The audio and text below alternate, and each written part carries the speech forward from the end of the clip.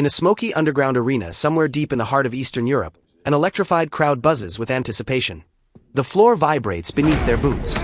Cameras flash. Whispers circulate like wildfire. Is this really happening? Tonight, the impossible becomes real. Two legends. One ring. On one end stands Steven Seagal, tall, stoic, a figure cut from a different era of action cinema.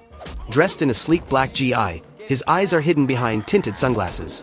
Even now, with the years etched into his face, his presence commands the room like an old war general. On the opposite side, Jason Statham. Shirtless, lean, coiled like a spring. His stance is grounded, modern. Sharp eyes, close-shaved head, and a calm swagger that's all London grit. He doesn't need to speak. He just nods. Game on. Steven Seagal emerged in the late 80s as an enigmatic martial arts phenom, one of the few Americans to own and operate a dojo in Japan. His Aikido-based style brought a fluid, wrist-snapping efficiency rarely seen in Hollywood. He wasn't about brute force. He was about control. Opponents would come at him, and in seconds, they'd be folded like paper and tossed aside. Seagal's on-screen persona echoed his real-life mystique. He was untouchable, a kind of ghost that dispatched enemies without breaking a sweat. And for a while, that image held. But time, as it does, began to chip away at the aura. His movements slowed. His physique softened. And while his confidence never wavered, the sharp edges dulled. Then there's Jason Statham. A different breed. Coming from a background in competitive diving and street hustling, Statham's rise felt like a real-life action movie. No stunt doubles. No overdone wire-fu. Just raw speed, technique, and savage impact. His martial arts base. A blend of kickboxing, jiu-jitsu, Wing Chun, and plain old brawler's instinct.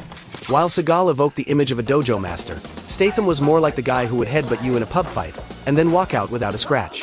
Steven Seagal's greatest asset is his ability to redirect energy. His Aikido relies on reading an opponent's motion and using their aggression against them. In a controlled, one-on-one fight, that can be devastating, especially against someone reckless. But here's the caveat, that works best when you're facing someone less experienced or overly emotional. Against a composed, highly conditioned fighter like Statham, the reliance on reactive movement becomes risky. Aikido struggles when faced with relentless forward pressure and explosive speed. And when the physical side fades, even technique can only take you so far. Jason Statham, by contrast, thrives on pressure. His cardio is elite.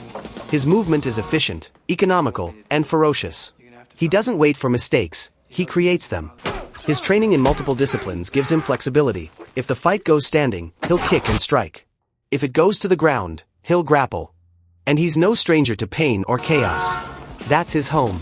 But he's not invincible. Statham has never faced someone quite like Seagal, someone who can nullify offense with a simple wrist lock or redirection. Overconfidence can be dangerous. If Statham charges in blind, he could find himself trapped in a submission or flipped on the mat. The bell rings. Seagal stands still, serene, hands raised casually, waiting. Statham circles, calculating. He throws a jab, light, testing. Seagal doesn't move. Another jab. Then a low kick, snapping against Seagal's lead leg. A flicker of annoyance. Then Statham closes the distance. Boom, left hook. Seagal tries to redirect it, but the speed surprises him. The shot grazes, followed by a spinning back elbow. Seagal stumbles. Not down, but rattled. He counters with a wrist trap, trying to twist Statham's arm into a throw. For a heartbeat, it works, until Statham counters mid-motion with a brutal knee to the body. This is where the tide turns. Statham senses blood. He doesn't stop. Body shots, leg kicks, overhands. Seagal's defenses start to falter. The years, the weight, the slower reflexes, they all catch up in real time. Seagal manages a shove, a final attempt to reset the rhythm. But Statham isn't having it. One last combination, jab, right cross, left kick to the ribs. Seagal folds. The ref steps in. It's over.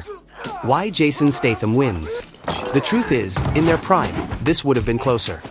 Seagal's Aikido, when sharp, was a unique weapon. But in this fantasy matchup, it's not just about style, it's about conditioning, adaptability, and intensity. Statham brings a modern, hybrid skill set forged through hard-earned fight training and real-world chaos. His agility and power, honed over years of relentless discipline, give him the edge in a prolonged exchange. Seagal may have the mystique, but Statham has the engine, the mindset, and the fists to back it all up. And tonight, that's what made the difference.